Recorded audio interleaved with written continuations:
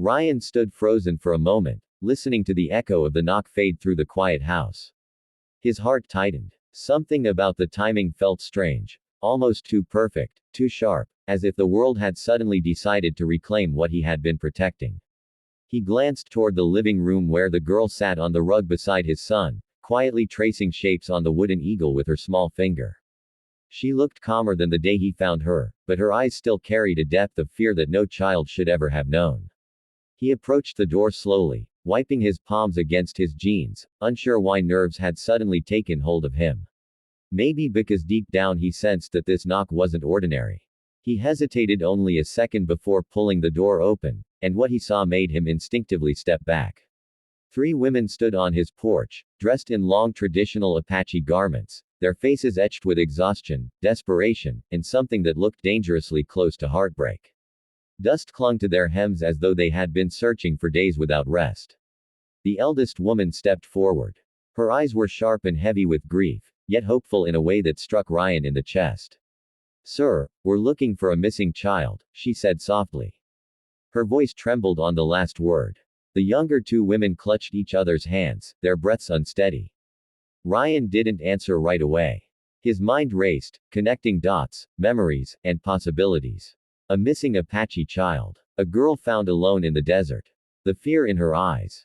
The wooden eagle. It all clicked at once, sending a chill up his spine.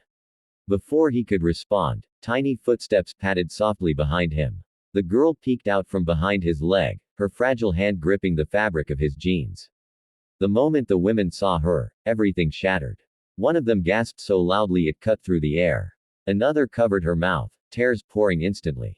The eldest woman dropped to her knees on Ryan's porch, her cry escaping like a prayer that had been held inside for too many sleepless nights. "She's alive," she whispered. "Thank the Creator, she's alive." The girl's eyes widened. For a heartbeat, she didn't move, frozen as if unsure whether this moment was real or another memory she could not trust. But then the eldest woman reached out her hands, trembling, open, waiting. The girl stepped forward slowly, then broke into a sudden run, throwing her arms around the woman's neck with a desperate, shaking grip. The woman held her so tightly, as if letting go again would shatter her world. The other 2 women joined, creating a circle of trembling arms and tears around the child they had feared they might never see again. Ryan watched in silence, overwhelmed by the rawness of the moment unfolding in front of him. The desert wind lifted the edges of their clothes, carrying the sound of their cries into the still morning air. For 4 days, he had cared for the girl, unsure of her story, unsure of where she belonged. Now he was seeing the truth in its purest form. These women weren't strangers, they were her family, her lifeline, the ones who had searched through nights colder than they should have ever endured for a child they refused to lose. After several emotional minutes, the women finally stood, still holding the girl close. The eldest wiped her eyes and faced Ryan with gratitude deeper than words. She explained haltingly that the girl had wandered off during a family gathering near the reservation. When she didn't return, the entire community had searched endlessly, terrified that the desert had swallowed her innocence. Their voices cracked as they thanked Ryan for feeding her, sheltering her, and keeping her safe when she had no one else.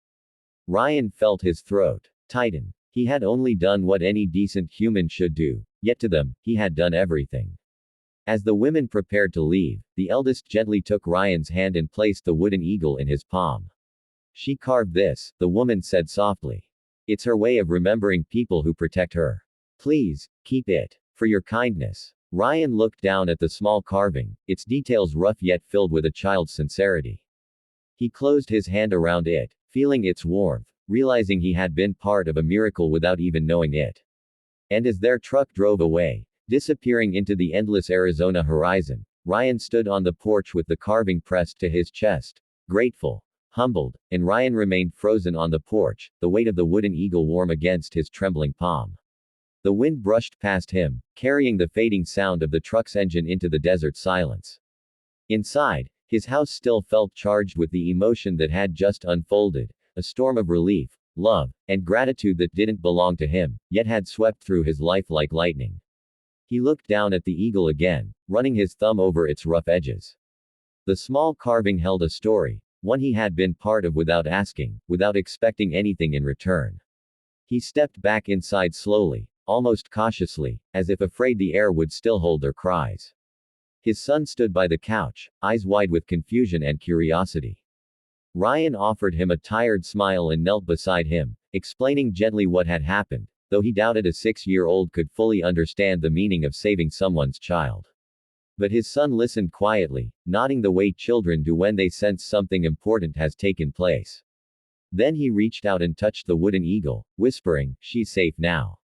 Ryan nodded, feeling emotion twist inside him. He walked to the window and watched the dust trail settle back onto the long road stretching toward the reservation lands. He imagined the little girl, her tiny hands gripping her family, her silent fear finally fading, replaced with warmth she knew and trusted.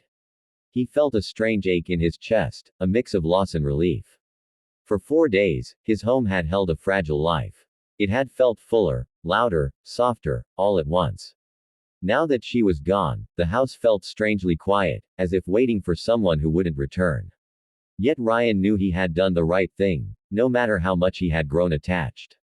He remembered the moment he found her shivering by the gas station, the way she stared with those wide, wounded eyes.